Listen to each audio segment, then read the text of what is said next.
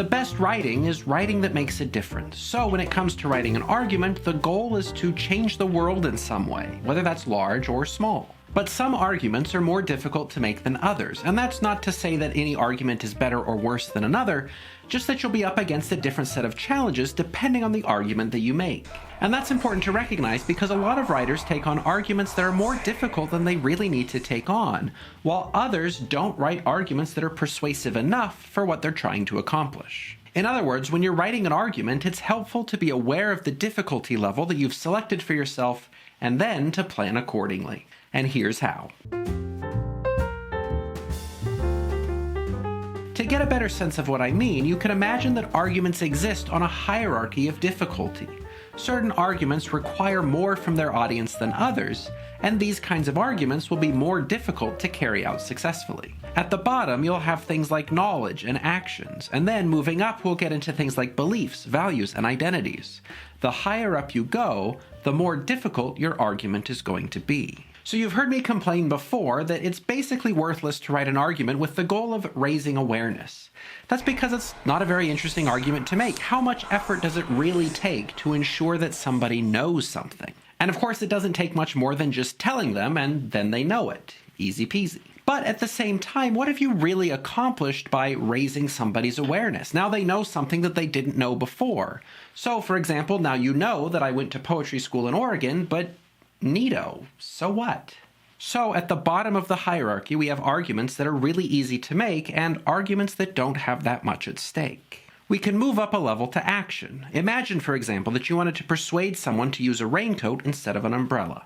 Here, you're working to get someone to change their behavior in a particular way. Doing that requires giving your audience more than just information. You're asking them to change the way they do things. And while that will involve giving them some information, your ultimate goal is not just to inform them. Also, when your audience does make the change, that's something more consequential than just raising their awareness. They've actually changed the way they live. Of course, things continue to get more consequential as we move up the hierarchy, but they also get more difficult.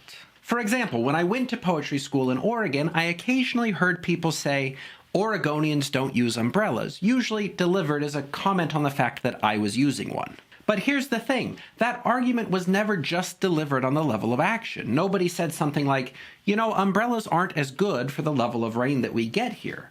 That would have been an easier argument to make. But the statement, Oregonians don't use umbrellas, was not one that I ever received as neighborly advice. It's ultimately pretty trivial, but it did feel like an attack on my identity. It was a statement that I didn't belong unless I gave up my umbrella. Of course, that only made me more resistant. I'm not an Oregonian, and I didn't intend to become one long term. So the umbrella was no longer just one way of responding to rain. It became an expression of identity, so getting me to change my umbrella usage would not just mean changing my behavior, it would involve changing my sense of self. And this is neither here nor there, but when I moved to Ohio and it started to rain, I was delighted to see the campus bloom with an array of umbrellas, which apparently Ohioans do use rather than slouching through the rain in saturated Gore-Tex. But anyway, because the argument over the umbrella was not just one of action, but became one of identity, it was then a much more difficult argument, and in this case, ultimately it was unsuccessful. And of course, that's not to say that all arguments rooted in identity will be unsuccessful, but they will be more difficult. When we move up levels of difficulty, more rhetorical work is required on our end. If you want to change someone's actions, you probably just need a few good reasons. But if you want to change someone's values or even their sense of self, that's going to take a lot more than just a few peer-reviewed articles. But succeeding at a more difficult argument will also have a more significant outcome. Imagine, for example, the difference between persuading somebody to buy a raincoat once versus persuading them to see themselves as an Oregonian. One is just a fairly superficial change in behavior. The other involves a transformation of the other person's worldview. Obviously, one of them will be more difficult to achieve, but its implications will also be much further reaching. So when you understand this hierarchy of difficulty, you can begin to think more strategically about the argument you actually need to make. And I commonly see writers make the mistake of making their argument more difficult than it needs to be, or on the flip side, not making it as persuasive as it should be. But if you're clear about what you actually need to accomplish, then you can save time and avoid the trouble of either over or underestimating the argument that you need to make. For example, it's common for people to think that their audience has to do things for the same reasons as them. So you might say that a city should enact a ban on electric scooters because you think they're dangerous. In such a case, you might feel the need to persuade your audience to change their beliefs about those scooters. If they're going to enact the ban, they first have to believe that they're dangerous. But the reality is they don't have to believe that. They only need to agree to the ban on the level of action. So you can leverage other motives, like that they're expensive or messy or something else.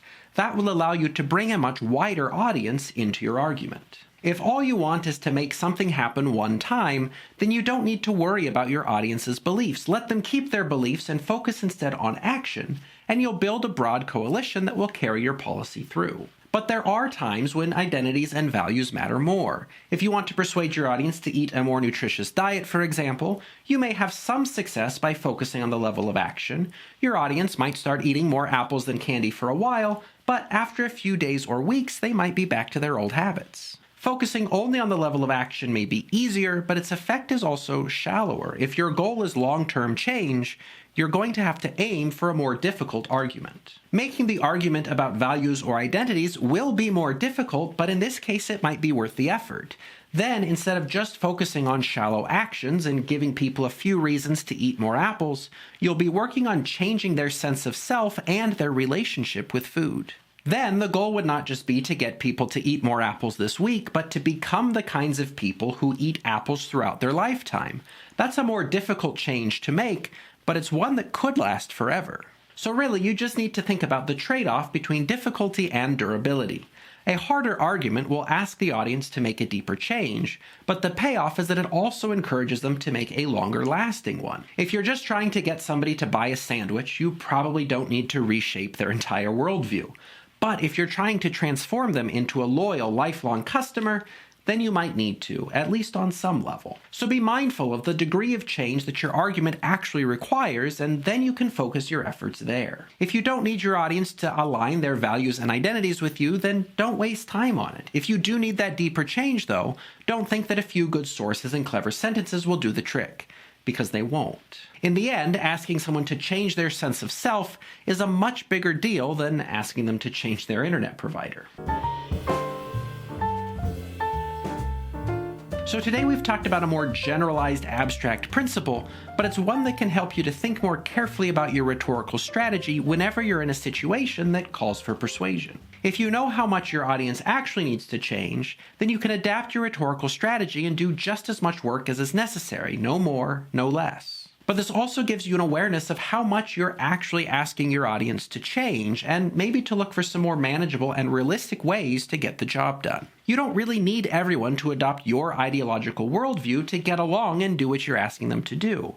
Not only is that kind of dismissive of their own values and identities, but it also sets you up to do a whole lot more work than you actually need to. And as always, the best way to learn these things is just to do them. So start practicing an awareness of your audience and the difficulty level of the arguments that you hope to make. Even thinking about it will already put you far ahead of most people. So I guess I'll leave you to it until we meet again.